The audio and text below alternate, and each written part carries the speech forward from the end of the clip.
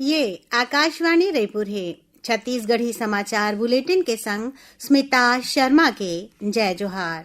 अब आप सुनाओ आज के प्रमुख समाचार। प्रदेश के नवा औद्योगिक नीति काली 1 नवंबर ले लागू हो गई है। प्रदेश के रायगढ़ जिला में अवैया 4 दिसंबर ले होवैया अग्निवीर भर्ती रैली पर अभ्यर्थी मन ला प्रवेश पत्र जारी कर देगी है।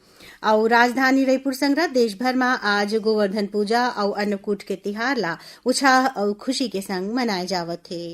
अब समाचार विस्तार ले। प्रदेश की नवा औद्योगिक नीति काली 1 नवंबर ले लागू हो गई है।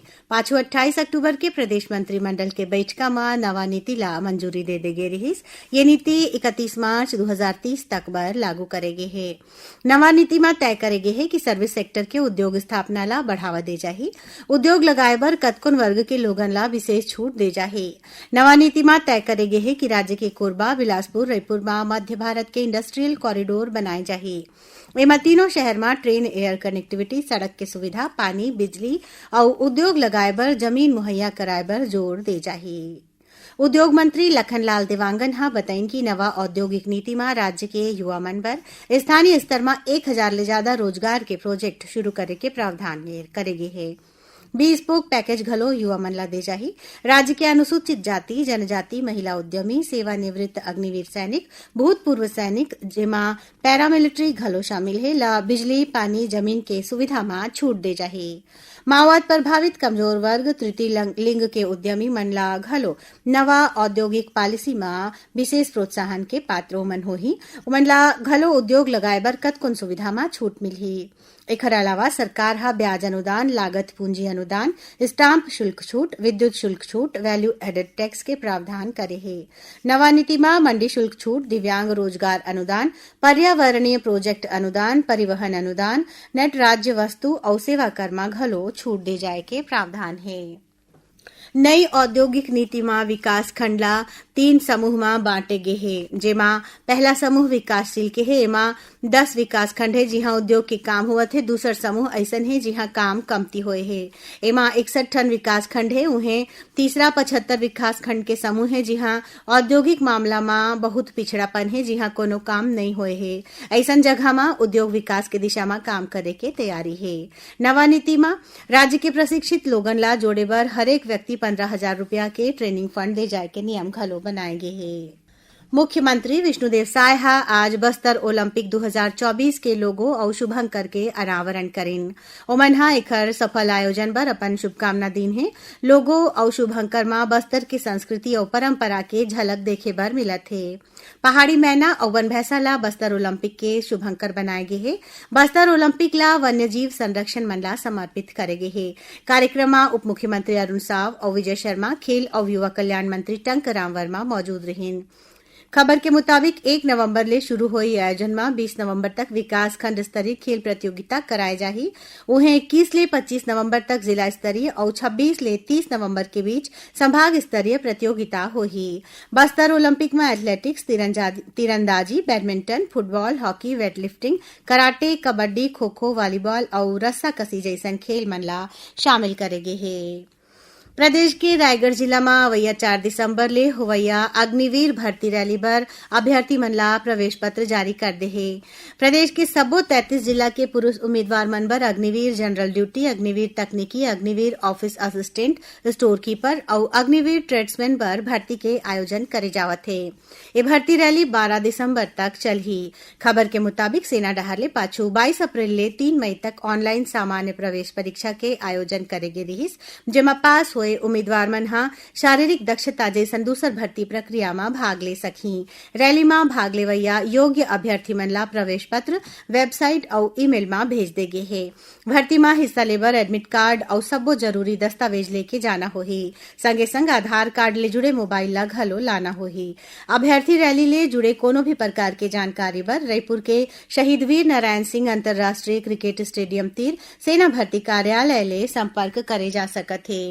छत्तीसगढ़ी समाचार बुलेटिन आप मन आकाशवाणी रायपुर ले सुनत हव।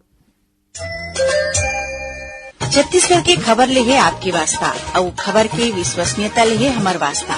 आकाशवाणी समाचार रायपुर के प्रादेशिक समाचार बुलेटिन के संगे संग हमार समसामयिक कार्यक्रम आप रेडियो के संग अपन मोबाइल में घलो सुन सकत हो।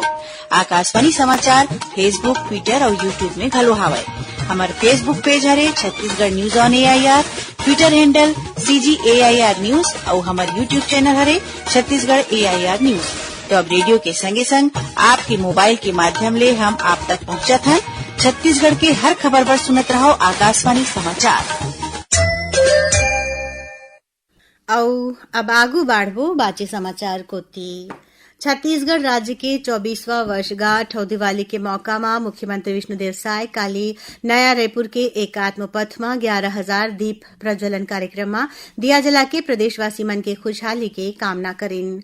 मुख्यमंत्री हा कहिन कि हमार राज्य अपन संस्कृति और विविधता के संग देश के विकास यात्रा में अपन बड़े भूमिका निभावत है।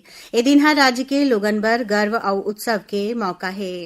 कार्यक्रम में दिया जलाए के संग आतिशबाजी घलो हुई से मौका में मधुर संगीत के धुन ले माहौल और सुघर हो गए। स्थल में रंगोली सजाए गए रही और स्थापना दिवस के प्रतीक चिन्ह के संग सेल्फी पॉइंट में लोगन सेल्फी लेवत रहीन।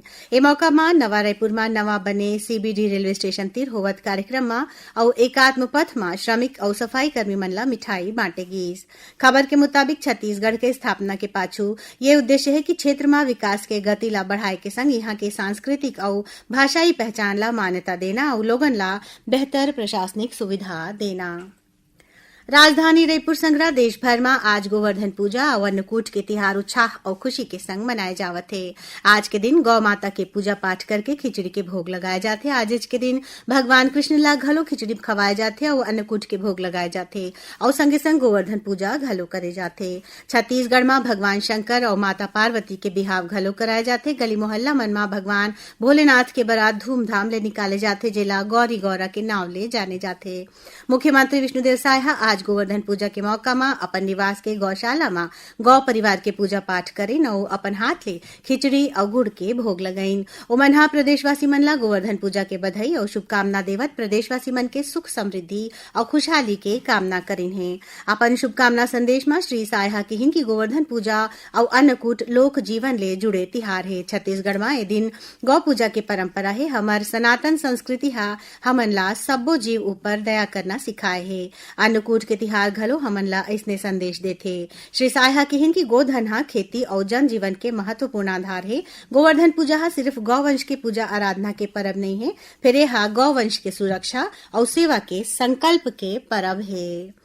कोंडागांव जिला के फरसगांव पुलिस हा नकली नोट के सप्लाई के मामला में एक जन अंतर्राज्यीय आरोपी ला गिरफ्तार करे है। पुलिस हा आरोपी तेले 500 के 9 ठन नकली नोट बरामद करे है। आरोपी हा उत्तराखंड के रहैया हरे। पहली होए नकली नोट के मामला में गिरफ्तार आरोपी ले पूछताछ के बाद ये आरोपी ला गिरफ्तार करे गे है। राजनांदगांव जिला में एक ठन फटफटी के अंते तंते होके खंभा ले टकरागी से हादसा में 2 जन युवक मन के मौत हो गए। मिले जानकारी के अनुसार स्टेशन पारा के रहैया दोनों युवक मन आज बिहनिया मोटरसाइकिल में घूमे बर निकले रही। इन्हीं दौरान नगर निगम के आगू मोटरसाइकिल अंते तंते होके बिजली खंभा ले टकरा गिस।